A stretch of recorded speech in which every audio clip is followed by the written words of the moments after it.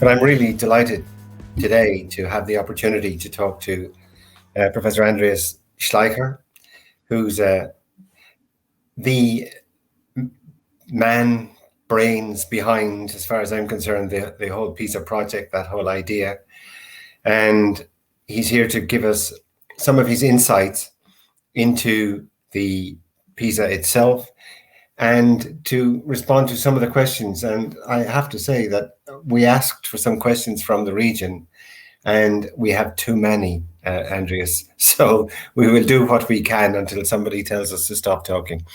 But I'm always interested in the personal side, to be honest. And I'm wondering, I know you're a mathematician originally, and I'm wondering, how or why did you get involved in this? Well, my journey to education, actually, it's true. I started as a scientist in my professional career, but then I had to do my civil service in Germany instead of military service, and they sent me to a school with disadvantaged children. And I really enjoyed it. It was a great experience. And so I changed my career, and that's how I ended up in education. And but I brought some of the science back. When I started my job, I really felt, we need more objective measures of results, because in education, there's a lot of talk, there's a lot of ideas, there's a lot of hypotheses, but we don't have such a strong evidence base. So I have brought science and education together. Fantastic. That's a good story. I like that one. I'll have to remember that one. So, now, where are my notes? Could you we'll get straight into the language side of PISA. There are other questions related to the other areas, but I'm particularly interested in the language, and this is a language conference and we have lost a little bit of time. So would you like to tell us a little bit about the rationale for introducing foreign languages into PISA 2025? Yeah, there have been actually discussions on this since many years. It's felt an important area, not just, as a communication tool, but language is seen as an important window to the world. It helps people to develop multiple worldviews, appreciate different ways of thinking, understand different cultures. So I think the idea that this fits very well into the concept of PISA, which is really about skills for life and skills, to help you live with yourself, help you live with others, help you live with the planet. I mean, those are the ideas behind PISA. We always felt it fitted well, but it's only recently that we actually developed, or were able to develop, methodologies to assess things beyond reading. We could have always tested reading in a foreign language, but that's not, foreign language. Foreign language is about expression. And so I think the speaking component has only recently become amenable to assessment on a large scale. So that's why we just added it now. And I suppose it's an obvious question, but why English? It's just a starting point. We want to start somewhere, and it's the language that is learned by the foreign language that is learned by most children in most countries first. But if that works well, we definitely will expand that. And the idea really is to test the kind of language abilities and, in fact, multiple language abilities. So consider it a start. It's the common denominator of many countries. It unfortunately excludes the English-speaking world, and that's a real pity. But again, when this works well, there's a clear commitment among countries to expand that. We know that you just said that measuring speaking, the technology really is only recently available to us. But the reality on the ground in many countries, particularly in South America, is that it's quite difficult to assess speaking. And how do you think this new initiative might impact on the current abilities, if you like, of education systems in Latin America? I think the problem goes deeper. I'm not sure it's the assessment of speaking that's the barrier. It's the teaching of speaking. In a way, we have still an approach to language that is very much focused around grammar, vocabulary lists, and reading of foreign language. I think this idea that actually language is about, a window to the other person, a communication tool, is not very well established in education. And that's also why I was very hesitant. People said in the past, why don't you just assess reading in a foreign language? And then I said, well, we're going to reinforce that notion of foreign languages. So we wanted to wait until we can have that active component really in there. The passive component, maybe one day technology will, replace that. Maybe one day, Google Translate will be so good that you do not no longer need to read in a foreign language. But that active component, understanding a foreign language, seeing, different cultures, different ways of thinking, I think that will remain, and that will be of enduring relevance. In fact, our last PISA assessment is really interesting. When we looked at global competency, we could see that students who are more exposed to foreign languages were much more open to other cultures. They were much more interested in other countries, other cultures. So I think these are the kind of links that really, I think, come only across when you look at language in a more active way. And I think we have to improve the assessment, but I also think we need to improve the curriculum and the teaching of languages. Yeah, well, I've just been talking about how all of those three need to be connected for a system to work well. So I'm quite happy to hear you say that, because I think we are saying the same thing, singing off that same hymn sheet. What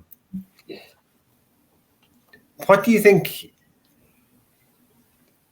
the feedback has been from around the region as to interest in participating in the project, as I like to think of it, in 2025?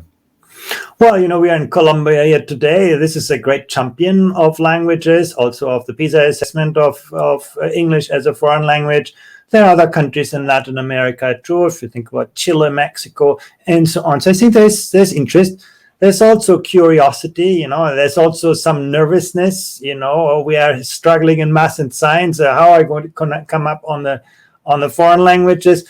But, I think looking at reality is the best way to improve reality. I really think it is important for education systems to look beyond the basics and to think about, in a interconnected world, what are going to be the foundations for tomorrow? And I certainly think that language is a very, very crucial element for this, as a tool for, understanding other people now. Yes, and in raw economic terms, we know that foreign language ability can add significantly to a country's earnings. We know. Absolutely. I think there's a very clear link, employers value this, employer value sort of linguistic ability, but behind it, what employers really value is the capacity of people to engage across, cultural boundaries, across national boundaries. I think those underlying skills that we communicate, that we educate through language, they are really sort of what global competency today is about. Can you live with people that are different from you? In a way, technology tries us to, push us into echo chambers of people who think like us, who look like us, who walk like us. And actually, linguistic abilities is a way to escape those kinds of echo chambers. And I think that's something that from an employer's perspective is highly valuable. So that's quite well known. But it goes beyond that. I think in tomorrow's world, I think we will need to live with people who are different from us. So how do you think that the introduction of the FLA will impact on future language policy within participating countries?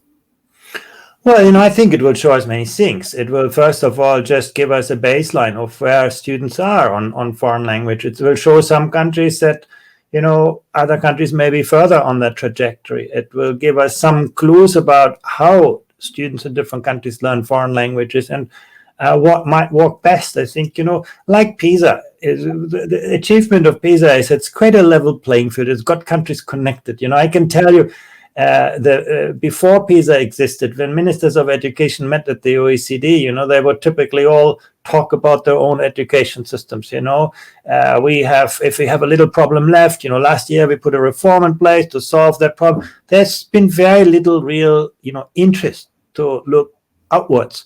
And PISA has totally changed it. Now, when ministers meet, they immediately ask, what can I learn from you? How did you achieve this? How do you attract, great teachers to difficult schools? All of those things.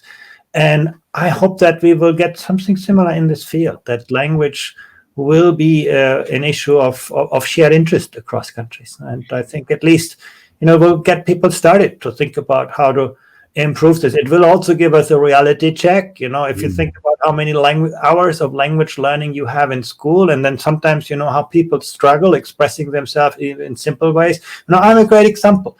I learned English actually, after school, and I learned it, when I had to apply it, when I had to use it in the real world.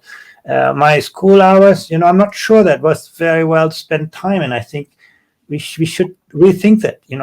And also the age at which we teach languages. If you are a 3-year-old, 5-year-old, you absorb multiple languages so naturally, so easily. Later on, it becomes really, really hard. And, we may want to rethink all of those kinds of policies and practices on the basis of really better data.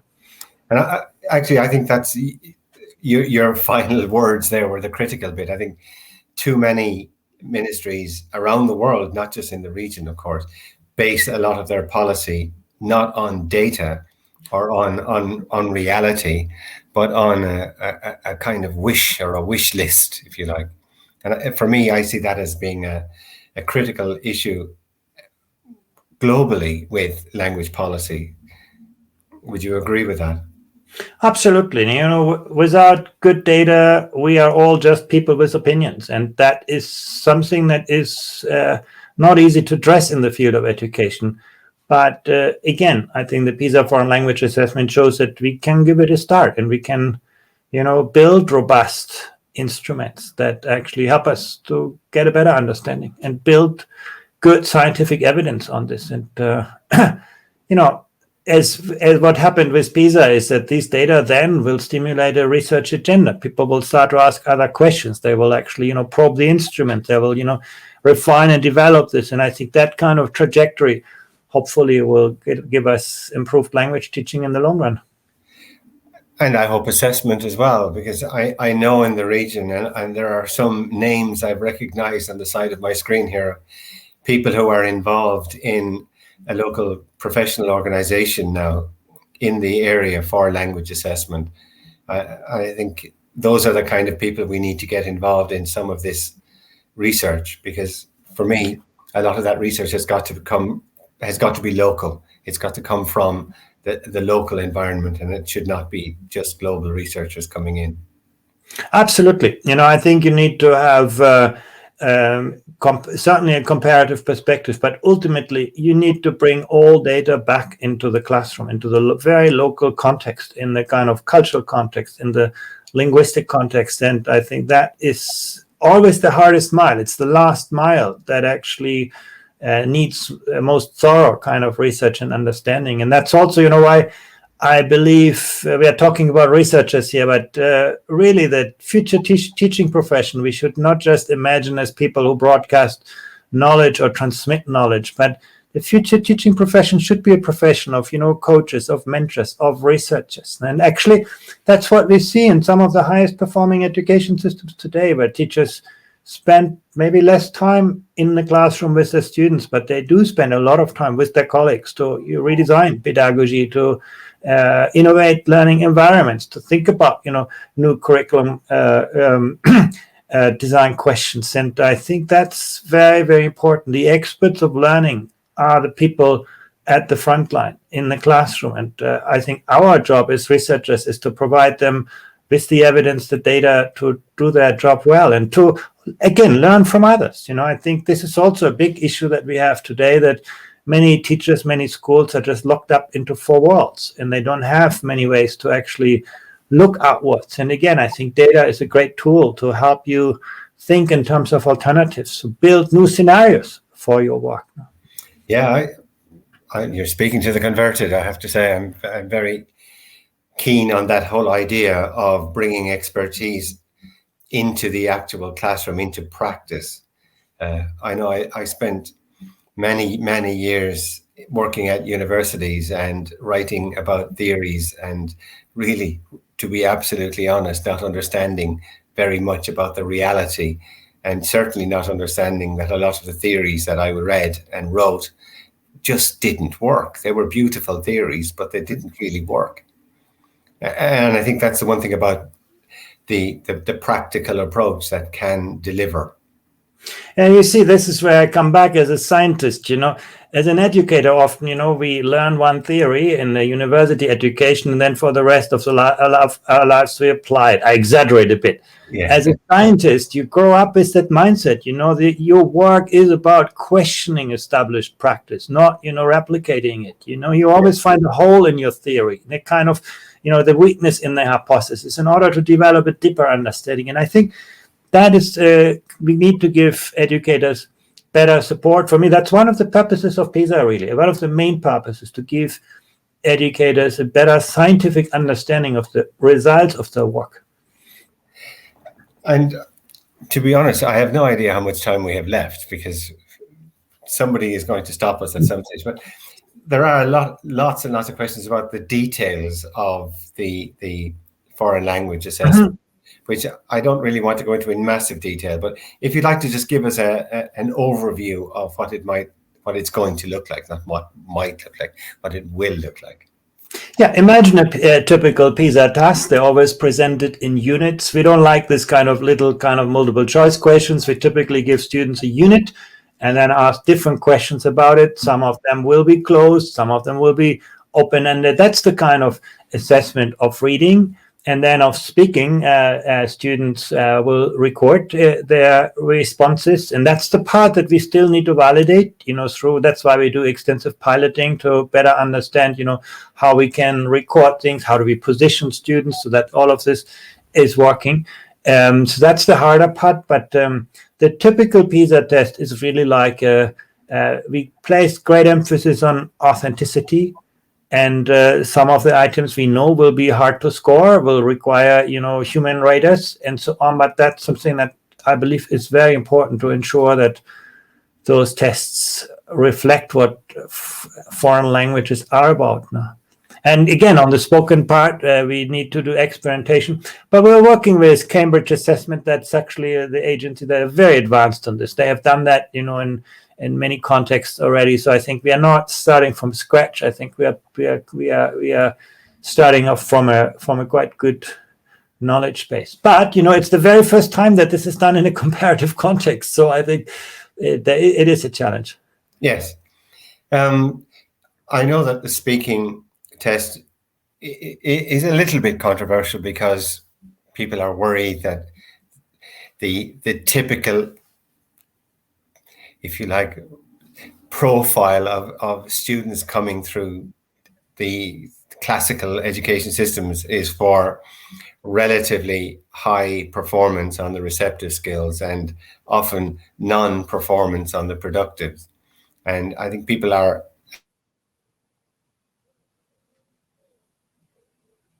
a little bit, I don't know what we can do about it. Yeah, but again, an assessment is a great tool to explore variability. I'm sure you're going to see that in many students now. The way we teach language is going to be reflected in their skills. But, imagine you're going to see some teachers, some classrooms that are very good in the expressive part of language as well, but the spoken part. Imagine some education systems come out strong. And then we can, correlate that with the contextual factors that are, sitting behind this, and to get a better understanding. So again, I think we learn from the variability. If everything would be uniform, we're not doing much good. But I think we will see good examples, and that's where sort of then we can try to deepen our understanding. And I just see a few questions about the practicalities. Will it be marked by humans or machines? Well, part and part. Obviously, we want to mark as much as we can by machines, but we have always seen the limits of this in PISA. And, we have not been willing to give up the human marking element for now. Some people say, artificial intelligence can do all of that, even complex essays. Time will tell, but for the moment, I think some of our PISA tasks will continue to require human markers. That's basically...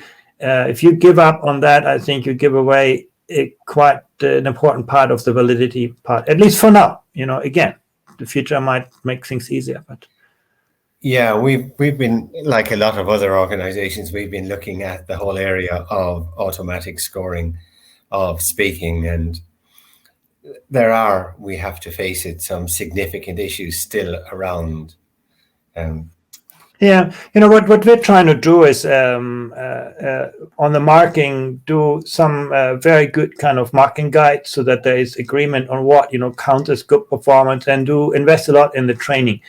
One thing that makes PISA simpler is that the sample sizes are limited. We're not assessing every student everywhere, so we can actually afford a higher unit cost and spend a little bit more effort for each assessment than what you could often do in a kind of nationwide assessment. That makes me sort of comfortable with this approach of relying on human markers now. Yes, we've run some projects similar. We call them English Impact, where we use a different type of test, but we use human markers, and we found no problem because we've used a similar sampling system. And maybe you could just reassure people just by telling them a little bit about the sampling system. Yeah, basically PISA works on the basis of representative samples. It selects a representative sample, a probability sample of schools, and then within schools, a sample of 15-year-old students. That's the philosophy, to ensure that the data are representative of the 15-year-old population enrolled in school, I should say. And we know that actually in many South American countries, that's a non-trivial point. We do have actually, and when you get to the age of 15, fair share of 15-year-olds who are no longer enrolled in school. And that is the shortcoming of the PISA test. In some education systems in Central America, we actually also tested the 15-year-olds out of school, but that's a very expensive exercise, and we haven't been able to do that systematically. So the representativeness is towards the 15-year-olds enrolled in a school now. Yes. Well, and I think any project has got to limit itself, otherwise it would end up being meaningless, to be honest. There is another question about the lack of writing. Is there a plan in the future to introduce writing? Yeah, that's where we still lack good methodologies. It's clearly, writing is a very important element of language skills, and at this point we don't have yet good methodologies to assess writing in a credible way across countries and across languages. And I think that's something that we will need to work on. And but it will not happen in 2024. We have made that decision essentially.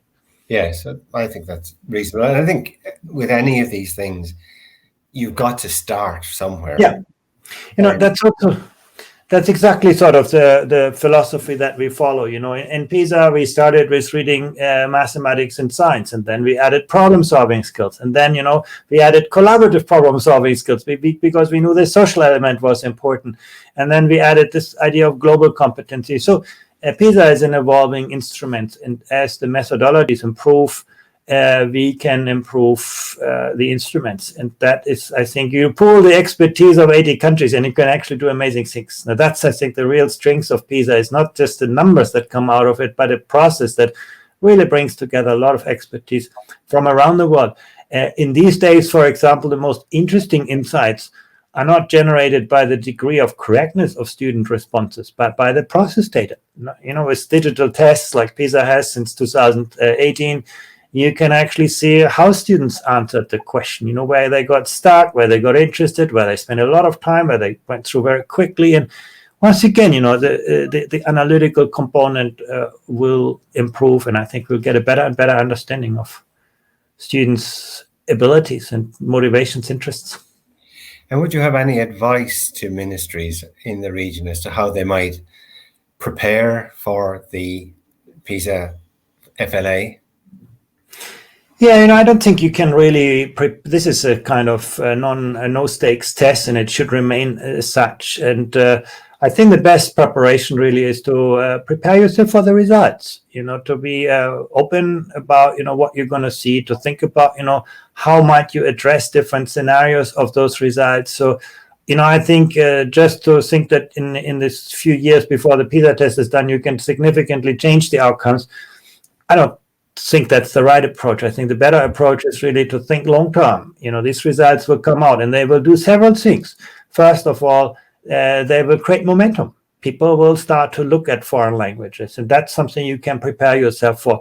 They will also, for policymakers, lower the cost of political action. That's very important for policymakers. Putting foreign languages on the table now, lots of people will tell you, we have already done this. It's already part of the school curriculum. We don't need to. And suddenly you see there is a gap. You can do things. You can improve things. And the third part, in a country like Colombia, you have a very active media. They will also make it difficult for policymakers to sort of, the political cost of inaction, of not doing something, will also be high. These results will get a lot of attention, and therefore, the best preparation as a policymaker really is to think about, what am I going to do when I have those results? How do I today prepare my education workforce, prepare my research community, prepare, curriculum redesign? If we can anticipate, students will have weaknesses in, for example, the spoken element. Well, we can start to think about those questions today. I think that's really fantastic advice, because when I saw the question, that's exactly what I thought myself, that this really gives people a starting point. If you say, yes, we want to be involved, actually what you're saying is, yes, we want to change our system, or we want to prepare our system for the future. And I think for me, that's the critical bit. You've got 3 years or something to start seriously thinking about where you're going to go next. Yeah, and you also need, in order to change anything in education, this is not just a political question. This is a question of, can you build an alliance of stakeholders to back that up? Education always works best as a whole of society enterprise. You need, if foreign languages are important to employers, well, now is the time to get them involved and to say, well, look, we're going to do this assessment. We're going to come out with this. What are we going to do to do things better? And I think there are many players who can make a difference to foreign languages. In Singapore, every secondary student gets a government-sponsored overseas experience. They understand how important it is to connect people, to bring people around. Today, we can digitize some of this, but again, I think there's so many ways in which we can prepare young people better for an interconnected world. And the cost of not doing this, to live in isolation, to create, this antagonisms that we have, I think the cost to society is just very high. Well, it is, and it comes back to the idea of formal and informal curriculum, doesn't it? Really, we've got to start thinking beyond the four walls of a classroom, it seems to me. Oh yeah, I think language learning is a matter of experience. Probably, if we were connecting, classrooms from different countries, we could have a lot of really good exchanges. Students could, work with students in other places. I think so many opportunities to get people to use what they know. And yes. The British Council actually has a project called Connecting Classrooms, believe it or not. And the idea behind that is they literally connect classes from across the world. And it makes a tremendous difference on both sides. Everybody gains. It's one of these very positive things where the students on all sides gain, because they're learning about each other, and they're learning about other cultures and other languages and other philosophies. It's so important, because language isn't just language. Yeah, I think so too. Language is, and actually those exchanges can motivate you. For me, that was my first experience. I actually played in the German youth orchestra, and I was traveling around the world, and I couldn't speak a word of any other language than German. And suddenly I was playing with children from other countries, and what better motivation can you have to actually try to understand them and learn something? I think it's often we teach, we push a rope in education, particularly on the language side, but in particularly so for the students who need it most, students from disadvantaged backgrounds. It's very hard for them to see the relevance, and why should I learn something that, my teacher has thought out for me? If you are, connected to people in other parts, you're going to see the relevance of this much better. And again, I think schools usually are very good to keep students inside and the rest of the world outside, and we need to invert that. Learning is not a place. Learning is an activity. Yes, and language isn't a school subject. It's a form of communication. Well, gentlemen, apologies to interrupt you. I'm sure we can stay here the entire day, but time is limited. Yes. So I would like to ask you if you have any final comments, and obviously the opportunity for you to say goodbye to the lovely audiences that is with us today. For me, it's just, it's fantastic to see so much interest in South America in this PISA foreign language assessment. I think it will provide a great platform to get students ready for tomorrow's world. And for me, very similar. I'm delighted. I have a long connection with South America. I taught there in Peru in the 1980s, played football, which is how I learned Spanish, by the way, both playing it and reading about it in the local newspaper, La República in Arequipa. But it's been fantastic to talk to you, Andreas, and to have an opportunity to ask some of the questions that people in the region have asked, and a lot of the questions that I had myself. But just a real honor, and thank you very much for participating. Thank you, Barry. Well, thank you, Barry and Andres, for such an exciting conversation. As I say, I'm sure we can stay the entire day with you guys.